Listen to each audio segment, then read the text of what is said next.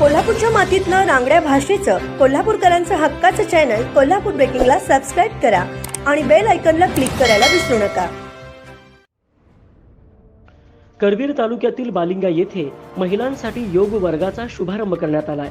यावेळी शीतल पाटील, छायाताई पाटील, डॉक्टर सुलोचना देशमुख, शुभांगी काळे यांची प्रमुख उपस्थिती होती. यावेळी बोलताना छायाताई पाटील यांनी उपस्थित महिलांना योगाचं महत्त्व सांगून नियमित योग आणि प्राणायाम गरजेचा असल्याचं सांगितलं. तर शीतल पाटील यांची पोलीस उपनिरीक्षक या पदावर निवड झाल्याबद्दल मान्यवरांच्या हस्ते त्यांचा सत्कार करण्यात आला. यावेळी सत्काराला उत्तर देताना प्रयत्नवादी महिला कोणत्याही क्षेत्रात यश मिळवू शकतात असं त्यांनी नमूद केलं.